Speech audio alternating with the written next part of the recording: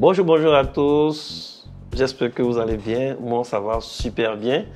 Comme vous le savez déjà, chaque vendredi, nous parlons de technologie. Pour ce numéro, on va éventuellement essayer de faire une étude comparative d'un environnement macOS face à un environnement Windows.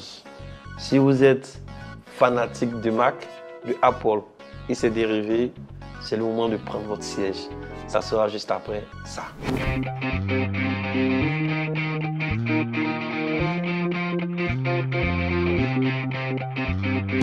Donc, comme je le disais tantôt, aujourd'hui, on va essayer un peu de faire une étude comparative entre deux environnements, un environnement macOS et un environnement Windows.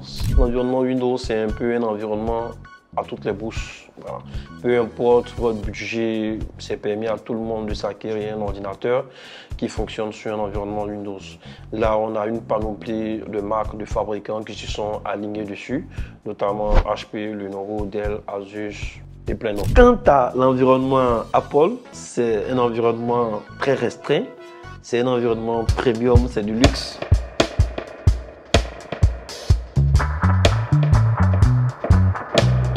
Donc on va essayer de parler un peu de l'apparence physique quant au MacBook avec un châssis en métal super fini. Mais quant au PC Windows, ça reste encore un peu à désirer parce que les finitions ne sont pas encore potables. Il faut dire avec l'avènement des puces M1, M2, M3, il faut dire Apple a reçu ce pari-là parce que l'autonomie des batteries aujourd'hui avec des MacBooks vacille entre 2 à 3 fois plus que des batteries fonctionnant sur Windows. Avec aujourd'hui des MacBook Pro, voilà, ce qu'on remarque ici comme bémol, c'est que le type d'interconnexion, souvent on a tendance à avoir un port Thunderbolt ou deux ports Thunderbolt. Donc ça reste un peu encore à désirer pour des utilisateurs qui veulent utiliser peut-être des ports HDMI, des ports USB.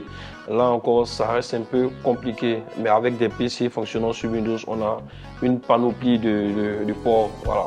On a des ports réseau, on a des ports HDMI, on a des ports USB, en USB 3, en USB 2, tout ça. Donc, avec Apple, il faut encore utiliser un dock. Et là, c'est encore pénible. Le niveau son, rien à dire. La sonorité au niveau d'Apple, ça, c'est un pari gagné. Rien à dire. Rien à dire au niveau du son comparatif à l'interface Windows. Au niveau du refroidissement, il faut dire les puces M1, M2, chauffe moins, voilà, il faut dire, elles sont vraiment très silencieuses.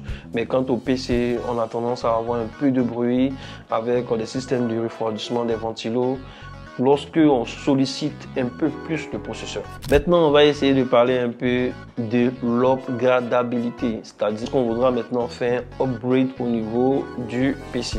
Et là, MacBook, pari non reçu parce qu'aujourd'hui, si vous êtes amoureux de MacBook ou d'un environnement Apple, dès l'achat, vous avez la possibilité de faire le choix. Si vous voulez aller peut-être sur 8 Go de RAM, c'est dès l'achat que vous devez faire cette sélection-là. Si vous voulez avec une mémoire de 256 Go en SSD ou en 512 ou en 1 Tera, c'est dès l'achat. Parce qu'une fois que vous avez déjà fait l'achat, la plupart des composants sont vraiment fixés, sont embarqués à la carte mère, donc elles ne sont pas modulables. Or, pourtant, avec des PC fonctionnant sur Windows, l'upgradabilité se fait de manière très simple, très fluide. Vous pouvez faire un upgrade progressif, vous pouvez moduler les composants autant de fois que vous voulez. Si vous avez un PC qui fonctionne avec une barrette mémoire de 4 Go, vous pouvez tout de suite passer sur du 8 ou encore passer sur du 16 voire du 32. Au niveau aussi du type de disque SSD, ça va très vite. Vous avez la possibilité de passer du 256 à 500, à 1 Tera, 2 Tera, voire plus. Donc au niveau de tout ce qui est upgrade, il faut dire avec Apple, c'est vraiment carré. Donc il y a aussi un détail parce qu'aujourd'hui, il faut dire l'environnement Apple est reconnu par cette empreinte qu'on appelle le Face ID. Le Face ID est juste pour dire identité faciale. Mais aujourd'hui, on remarque sur la plupart des ordinateurs Apple, ils n'ont pas de Face ID. Or, sur les environnements Windows, une panoplie de PC aujourd'hui, on a un Face ID, on a un déverrouillage facial. Or, aussi pour tout ce qui est gaming, vous êtes amoureux de jeux, mettez le MacBook juste à côté. C'est pas fait pour vous. Utilisez l'environnement Windows. Au niveau de la sécurité, il faut dire à tout ce qui est virus, tout ce qui est cookies sur Internet, il faut dire que Apple a reçu un peu cette sécurité-là. Mais au niveau de Windows, ça reste encore une grosse problème. Cerise sur le gâteau, Apple a vraiment réussi son environnement, son écosystème. Voilà, l'interconnexion de tous ces équipements, notamment l'iPhone, l'AirPods, l'Apple TV et tout ça. Donc, si vous avez aimé cette vidéo, si vous avez des proches qui sont fans de technologie, qui veulent vraiment apprendre, merci de partager cette vidéo. N'hésitez pas, abonnez-vous à nos différents canaux de communication. Alors, si vous avez aussi des thèmes que vous voulez qu'on puisse étayer, n'hésitez pas. Merci de les mentionner en commentaire pour qu'on puisse revenir dessus. Nous vous donnons rendez-vous le vendredi prochain à la même heure. Merci, bye bye.